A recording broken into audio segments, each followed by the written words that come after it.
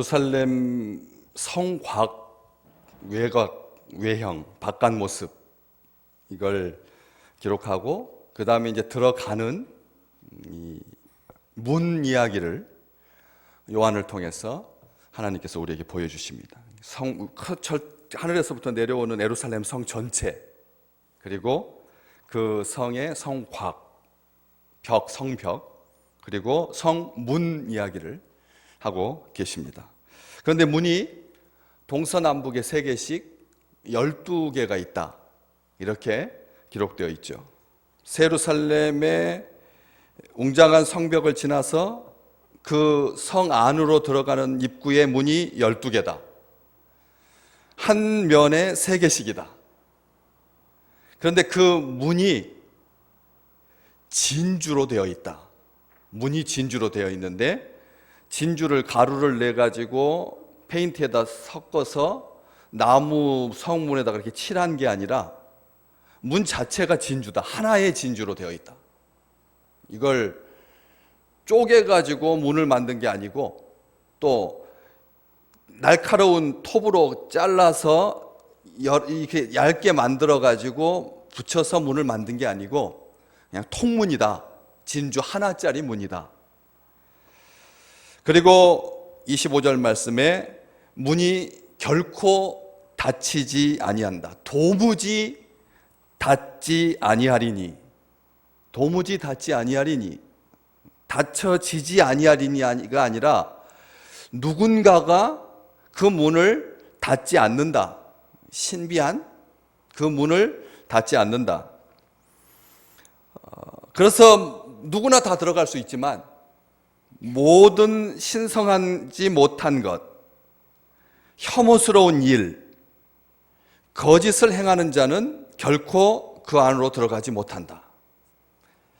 어린 양의 생명의 두루마리에 기록된 사람들만 들어갈 수 있다.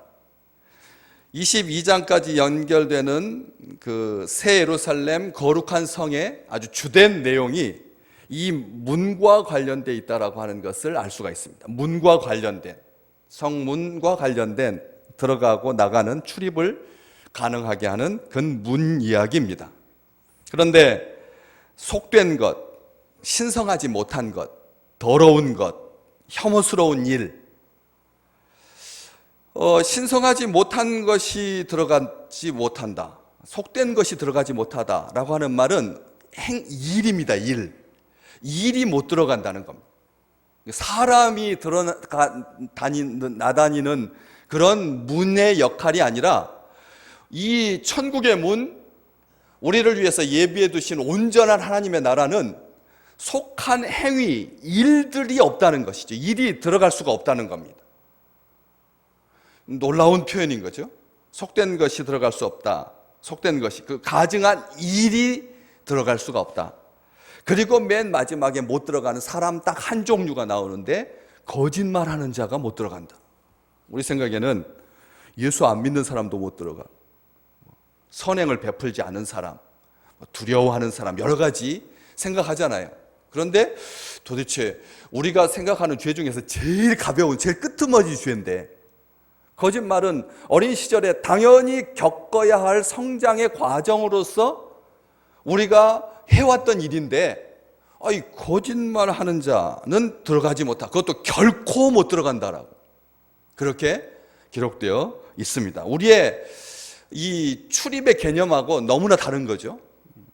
무엇이든지 속된 것, 물건이든지 일이든지 속된 것, 신성하지 못한 것, 거룩하지 못한 것, 다시 말하면 본래의 목적대로 사용되지 아니한 것들, 이러한 것들이 들어갈 수 없다. 27절에 마지막 말씀이 문과 관련해서, 그 다음부터는 이제 그 예루살렘 속의 이야기가 나오고, 여기까지가 21장 27절까지가 12문과 관련된 그런 내용입니다. 집의 문도 있고, 그리고 기관의 문도 있고, 또 집의 문도 미닫이 문, 여닫이 문, 창문, 환기를 위한 환기창 문도 있습니다. 공동체의 문도 있고, 회사의 문도 있고, 더 나아가서 크게는 국가의 문이 있죠. 국가의 문. 그래서 여권을 들고 들어가야 하는 그런 국가의 문도 있고, 예루살렘의 북쪽에 있는 양문, 예루살렘에는 이게 세워진 지 오래 안 됐습니다. 지금 예루살렘 성에 지금 성지순례 가면 성이 쌓여 있고 그 속에 문이 8개가 있습니다. 그런데 16세기에 오스만 터키의 황제가 그 예루살렘을 재건하면서 세운 성은 문이 원래는 6개였습니다. 6개였는데 나중에 이제 지나면서 불편한 것을 해소하기 위해서 새 문도 내고, 기존에 있었던 문을 개축해가지고 하는 문도 3개가 그렇게 새롭게 단장된 문이 있었지만 임의로 벽에다가 구멍을 뚫어서 6개짜리 그런 성인데, 지금 현재는 8개짜리입니다. 그 중에 8개 외에도 드나들 수 없는 막혀있는 문 3개가 있어서, 출입할 수 없는 문이 3개가 있어서 총 11개의 문이 지금 현재 예루살렘 구도시를 싸고 있는 성의 형태입니다. 원래 예수님 당시에 예루살렘 성의 문이 여러 가지가 있었죠. 우리 주님께서 이 베데스다 못가에서 고통받고 있던 그 사람을 찾아간 그 문은 이 양문, 북쪽에, 예루살렘 북쪽에 있는 양문 곁입니다. 양문, 양이라고 하는, 양이 통과하는 문입니다. 말이 통과하는 문은 마문, 그 다음에 시내 도시 안에서의 쓰레기가 통과하는 분문, 또 그 문이 너무나 아름답다고 해서 미문, 이런 문들이 성경에 기록되어 있죠. 우리 주님께서 양문 곁, 양문은 사람이 통과하지 않는 문입니다. 희생 제사를 드리는 양들이 통과하는 문입니다. 그래서 짐승이 다니는 문이죠. 우리 주님께서 그 짐승이 다니는 문을 통과하셔서 베데스다 못가에서 38년 동안 걷지 못하는 그 중환자를 우리 주님께서 고쳐주셨죠. 짐승만 다니는, 다른 문들은 다 세금을 내고 성 안으로 들어가야 되는데 그 양문, 짐승이 통과하는 문은 돈 없이도 들어갈 수가 있어서 가난한 사람들이 통과했던 문이 양문이기도 합니다. 그 양문을 통과하셔서 우리 주님께서 그 신음하고 있었던 몸조차 가눌 수 없는 가난한 사람을 위해서 주님께서 친히 그곳을 통과하셔서 가셔서 일어나 걷게 침상을 들고 걸어가라고 말씀을 하시는 것이죠. 우리 주님께서 그래서 요한복음 10장 7절 말씀에 보면 주님께서 친히 양의 문이 되셨다라고 성경은 기록하고 있죠. 이 세상에 죽음의 문도 있고 멸망의 문도 있다. 심지어는 지옥의 문도 있다. 이 눈을 뜨고 우리가 몸을 입고 사는 이 세상에도 다양한 종류의 문이 있지만 이념의 문도 있고요. 이념의 문, 사상의 문도 있고 더 나아가서 영적인 문도 있다고 우리 주님께서 들려주십니다. 그래서 마태복음 7장에 보시면 생명과 영생의 문, 천국의 문도 있고 멸망으로 인도하는 크고 넓은 문도 있다. 우리 주님께서 말씀해 주셨습니다. 좁은 문으로 들어가기를 힘쓰라. 누가복음 13장에 우리 주님께서 그렇게 말씀을 하셨습니다. 내가 너희에게 이르노니 들어가기를 구하여도 못하는 자가 많도다. 우리 주님께서 말씀을 하시죠. 문과 관련해서 주님께서 아주 많은 이야기를 하셨습니다. 당신이 친히 양이 드나드는 문이다. 우리 주님께서 문이시다. 주님을 통과해야지만 하나님께로 나아갈 수가 있다. 나를 통과하지 아니하고는 가는 사람은 절도고 강도다. 주님께서 그렇게 말씀하셨습니다. 예수 말고 하나님을 소개하는 사람은 다 거짓된 자들이다. 예수님을 통과하지 아니하고 예수님은 실패한 자이고 나는 이 시대의 메시아다, 이 시대의 예수다 라고 주장하는 사람들은 다 절도요 강도다. 우리 주님께서 그리 말씀하셨습니다. 그러면서 동서남북의 문이 3개다. 오늘 본문 말씀 안에는 없지만 지난주에 읽으셨던 13절 말씀에 보면 동쪽의 3문, 북쪽의 3문, 남쪽의 3문, 서쪽의 3문이다. 또 12절 말씀에 보면 12문이 있는데 12문에 12천사가 있고 그 문들에는 이름이 써져 있는데 이스라엘 자손 12지파의 이름이 써져 있다. 그 문 위에. 요렇게가 이 문과 관련해서 전체의 정보입니다. 요한이 보았던 그 신비한 환상 가운데, 계시 가운데서 천사가 7재앙을 담은 7천사 중에 한 천사가 보여준 천국의 예루살렘 성의 성벽에 있는 문 이야기입니다. 그런데 13절에 동쪽의 세 문, 북쪽의 세 문, 남쪽의 세 문, 서쪽의 세 문이다. 우리가 하고 이 지상에서 우리는 사방을 말할 때 동서남북이라고 말하는데 천사가 보여준 그 문을 요한이 기록할 때는 동북, 남서 이렇게 방향을 기록하고 있는 것을 보게 됩니다. 동쪽이 제일 먼저 나와 있는데 우리나라 사람들도 말할 때 동서남북 할 때 동을 먼저 말하죠. 그런데 서양에서는 제일 먼저 나오는 것이 북쪽입니다. 북. 뉴스, N-E-W-S의 north, 이 N자가 북쪽을 먼저 말하는 거죠. 동서남북의 첫 자를 따가지고 뉴스라고, 새로운 소식을 뉴스라고 말하는데 서양에서는 북쪽을 먼저 말하고 동양에서는 동쪽을 먼저 말하는데 성경에서는 동쪽이 먼저 나와 있는데 동쪽에라고 하는 이 전치사가 어디에라고 하는 뜻도 분명히 있지만 헬라어에는 이 한 뜻만 있는 단어가 그렇게 많지 않습니다. 여러 개의 뜻을 가지게 되죠. 두 번째 아주 의미 있는 뜻이 뭐냐면 어디로부터라는 뜻입니다. 다시 말하면 한글 성경에는 동쪽에 그러니까 성 바깥 동쪽 방향에 문이 3개가 있다라고 하는 뜻도 분명히 맞습니다.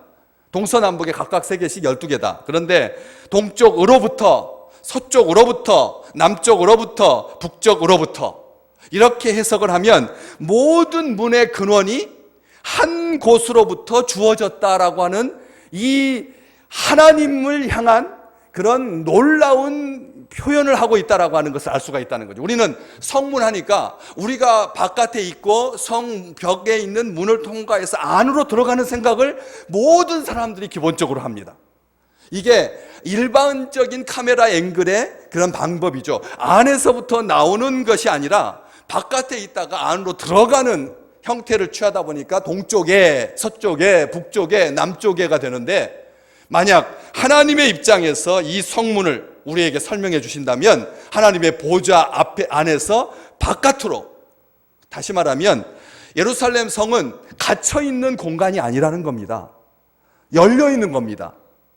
마음대로 돌아다닐 수 있는 것이지 딱 2,400km 이쪽 2,400km 북쪽으로 2,400km 높이로 2,400km 땅덩어리 평면적으로만 봐면 미국의 3분의 1도 안 되는 그런 땅덩어리인데 높이가 높아서 그렇지 높이가 2,400km가 넘어서 이 성이 이 지상에서는 상상도 하지 못하는 어마어마한 지구 전체 표면적보다 수조 배가 큰 이 표면적, 지구를 덮고 있는 물까지 다 포함한 그 표면적보다 2,400km나 되는 그 예루살렘 성의 단순한 수치적인 그런 표면적으로 본다면 입방미터로 봤을 때, 세제곱미터로 봤을 때 어마어마한 것이죠. 그 표면적으로 따지자면. 그래서 이런 예루살렘이 그냥 그럼에도 불구하고 제가 처음에 이 요한계시록 이 새하늘과 새 땅 이 말씀 같이 나누면서 만약 아무리 아름다워도 아무리 절묘해도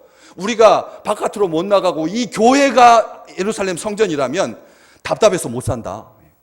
그렇죠. 툭 터져 있어야지 하늘이. 그리고 바다에서 파도가 쳐야지. 그리고 바람이 불어와야지. 아무리 좋은 공간이라도 여러분 미니어처 속에서 이런 구조 속에서 산다고 하면 답답해서 못 사는 거예요. 그렇기 때문에 이 문의 개념은 바깥과 안을 구별하는 성벽의 모양을 취하고 있지만 바깥에서 안으로 들어가는 개념만 아니라는 겁니다. 안에서 나올 때 그래서 하나님으로부터 문이 각 방향으로 12개가 되는 것입니다. 성 안으로 들어가면 동서남북 모든 방향에서 하나님의 보좌로 연결되고 하나님의 보좌로부터 흘러나오는 모든 은총이 그 성문을 통과해서 온 우주로 사방팔방으로 그렇게 퍼져나가는 그 충만하신 하나님의 은총을 상징하고 있는 것이죠. 도무지 닿지 아니하신다. 하나님께서 성문들을 닫지 아니하시리니 거기에는 밤이 없기 때문이다. 밤이 없어서, 악한 것이 없어서, 결핍이 없어서 문을 닫을 필요가 없다. 아무리 완전한 왕궁이라도 철저하게 경비병들을 세워서 문을 시간이 지나면 닫게 되어 있습니다. 심지어는 대낮에도 대문은 닫혀 있고 쪽문으로만 사람들 통과하게 하죠. 왜? 적을 감시하기 쉽도록. 그래서 고대의 성문들을 보면 이렇게 성벽에 사람들이 그냥 직선으로 통과하지 못하도록 니은자 형태로 되어 있습니다. 문이 들어가서 막혀 있다는 거죠. 문이 막혀 있어가지고 가서 꺾여서 성 안으로 들어가게 돼 있지, 그냥 탱크를 몰고 그대로 직선으로 들어갈 수가 없습니다. 이 고대의 성들 구조를 가만히 보시면 성문은 꺾인 구조입니다. 돌아서 가게 돼 있다는 겁니다. 니은자로 되어 있든지 돌아서 가든지.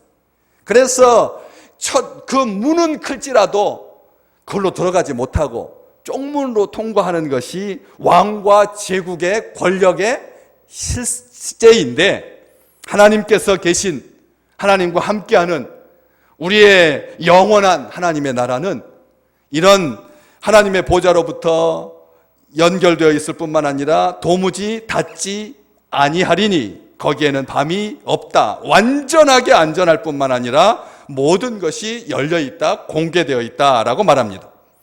12문은 12진주니 각 문마다 한 개의 진주로 되어 있다. 오늘 본 말씀은 24절부터 읽으셨는데 21절에 기록되어 있습니다.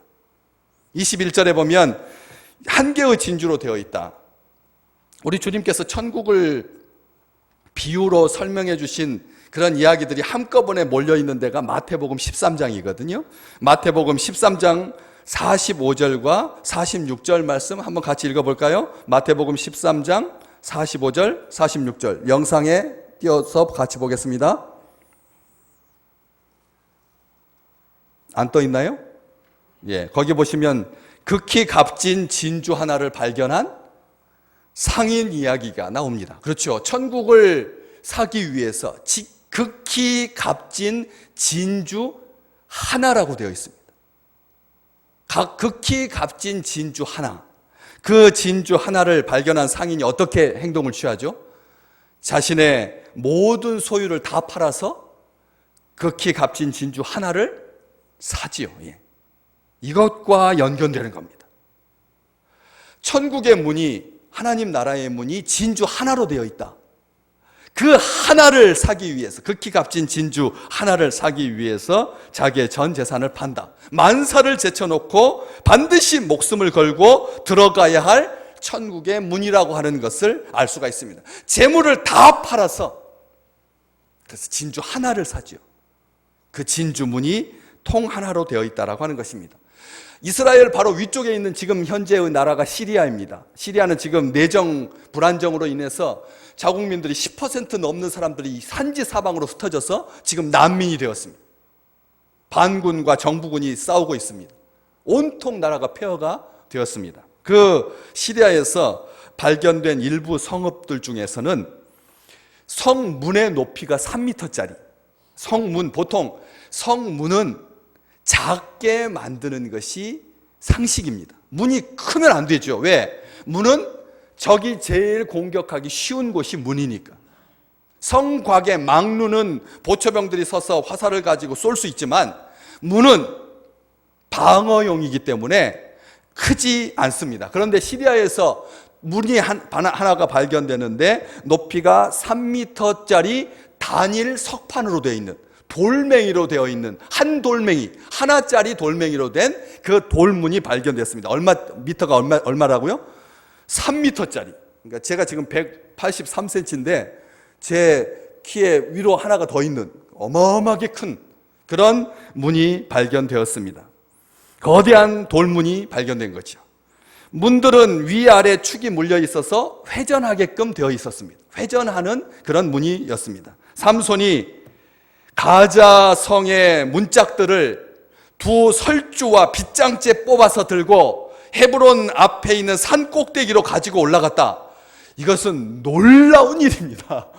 왜냐하면 나무 문은 불 때문에 불공격에 약하고, 쇠문은 아직 개발되기 전이고, 돌문은 그 육중함이 이루 헤아릴 수가 없기 때문에 삼손이 그 문짝하고 돌아가는 이 돌적 위쪽에 있는 설주, 아래쪽에 있는 설주, 그리고 기둥, 빗장, 통째로 뽑아서 들고 산 꼭대기까지 들고 올라갔다라고 하는 것은 삼손이 우리가 상상을 초월하는 그런 장사였다라고 하는 것을 알 수가 있는 것이죠.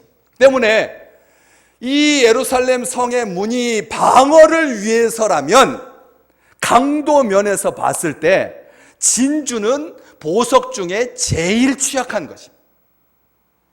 강도가 이 유기물로 된 보석이 세 종류가 있거든요. 바다에서 나는 것은 두 개고, 산호와 그리고 진주가 바다에서 나는 보석이고, 그리고 호박, 송진이 굳어가지고 된 보석, 이 세 가지 종류가 보석 중에서 유기물로 된 보석인데, 이 세 가지 보석들은 다 강도가 약합니다. 강도가 약하기 때문에 천국의 문이, 예루살렘 성의 문이 보호, 방어를 위해서라면 무슨 문을 써야 돼? 무슨 보석을 써야 됩니까? 다이아몬드 벽옥을 써야지. 다이아몬드를 써야 돼. 그런데 하나님께서 이 진주로 된 성문, 우리가 생각할 때 이 지상에 존재하는 문이 회전문, 우리가 요즘 근대에서야 이제 발견됐죠. 그래가지고 회전문 해가지고 문이 빙글빙글 돌아가는 그런 원통형 문은 있지만 딱 원형, 구형으로 되어 있는 농구공 같은, 배구공 같은 그런 문은 이 지상에 없습니다. 문은 그걸 어떻게 열 수가 없죠. 가운데다 축을 두게 되면 그냥 계속 막혀 있는 거지 열리는 개념이 아니게 되잖아요. 그렇기 때문에 이 하나의 진주문이라고 하는 것은 우리가 생각을 할 수 없는 형태의 문이라고 하는 것을 알 수가 있습니다. 진주는 바다에서 발견되는 보석입니다. 건강과 장수 그리고 부를 상징하기 때문에 지금으로부터 기원전 3500년 전, 그러니까 다시 말하면 지금으로부터 따지자면 반만 년이 넘게 인류의 역사를 거의 같이 하는 그런 시간 동안 사람의 손을 거치지 않는 자연 그대로의 우아한 모습을 가지고 사람들에게 사랑받아 온 것이죠. 다이아몬드가 보석의 왕이라면 아침 이슬에 맺힌 영롱한 물방울처럼 빛나는 진주는 곡선미를 가진 보석의 여왕이라고 하는 칭찬을 듣습니다. 그래서 어떤 옷에도 어울리는, 짙은 옷이든지 얇은 옷이든지 허름한 옷이든지 왕비의 옷이든지 상관없이 여성들이 가장 애용하는 보편적인 그런 보석이 진주 보석입니다. 다른 보석들은 사람의 손으로 연말을 거쳐야지만 아름다움을 발휘할 수 있다면 진주만은 사람의 손을 거치지 않는 자연 그대로의 우아한 모습을 가지고 있어서 손으로 다듬지 아니한 하나님의 아름다움이 예루살렘 성벽에 있는 문의 형태라는 것이죠. 사람이 다듬지 않는 철저히 하나님으로 기인한 그런 보석으로 되어 있는 것이 천국의 문인 거죠. 시인 하인에는 이 진주와 관련해서 아름다운 시를 우리에게 남긴 바 있습니다. 바다에는 진주가 있고 하늘에는 별이 있고 우리 마음에는 사랑이 있다. 참 아름다운 시죠. 바다에는 진주가 있고 하늘에는 별이 있고 우리 마음엔 사랑이 있다. 그래서 사람들은 이 진주를 몹시 사랑했습니다. 심지어는 인어의 눈물이라고 하고 번개가 조개에 떨어져서 생긴 보석이 진주라고 하고 또는 달이 흘린 눈물이 조개 속에 들어가서 보석이 되었다라고 하는 이야기들을 통해서 알 수 있듯이 진주에 대한 사람들의 각별한 애정을 확인할 수가 있는 것이죠. 그 문, 우리 주님께서 열어놓았기 때문에 닫지 않으신다. 요한계시록 3장 7절 말씀 한번 보시면 요한계시록 3장 7절에 이런 말씀이 있죠. 우리 주님에 대해서 뭐라고 기록되어 있느냐면 다윗의 열쇠를 가지신 분이라. 요한계시록 3장 7절에 다윗의 열쇠를 가지신 분이라고 그렇게 기록되어 있습니다. 그러면서 다윗의 열쇠를 가지고 계신 우리 주님께서 열면 닫을 사람이 없고 닫으면 열 사람이 없다. 요한계시록 3장 7절은 그렇게 시작하고 있죠. 천국의 문, 진주 하나로 된 문.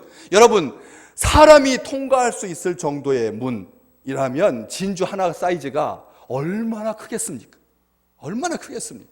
그런데 그 문, 금으로도 아니고 은으로도 아니고 무엇으로만 들어갈 수 있다고요?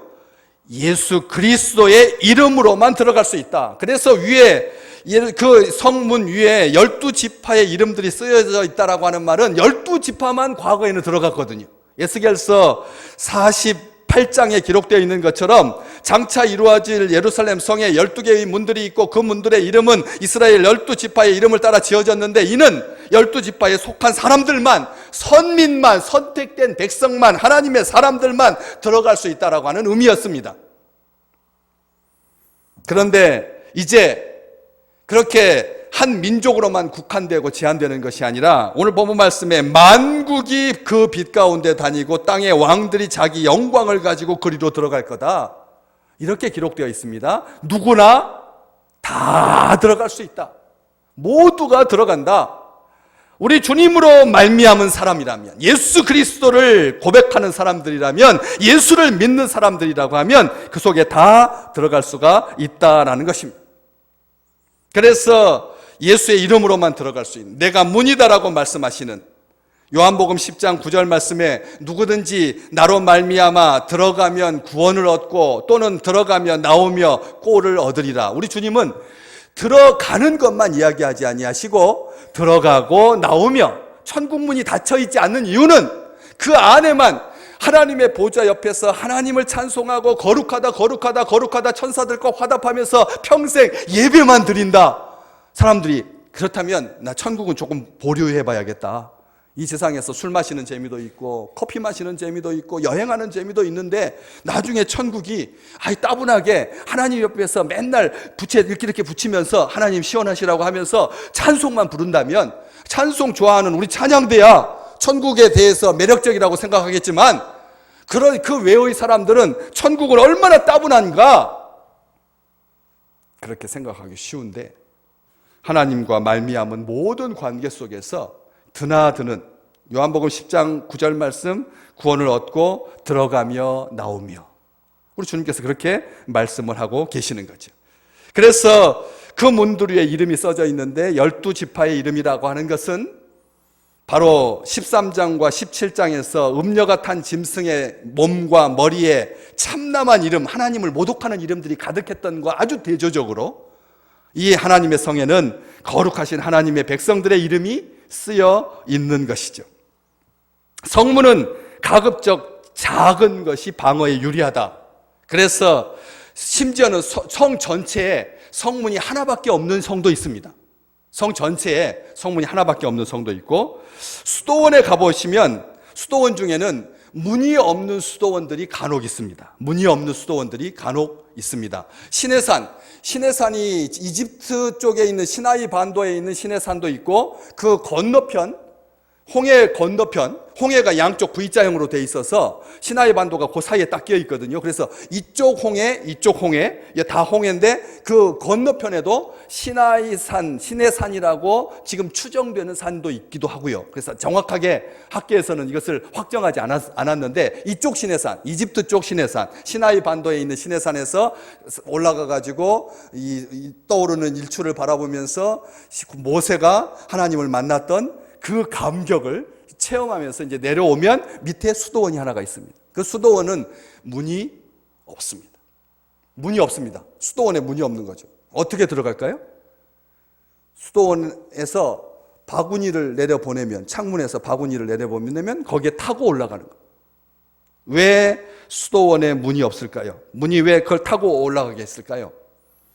고대에는 이 세상에서 가장 돈이 많이 있는 곳이, 보물이 많이 있는 곳이 교회이고 수도원이었기 때문에, 약탈을 방지하기 위해서, 교회 재산을 지키기 위해서 그렇게 문이 없는 거죠. 그래서 바구니로 내리고 올리는.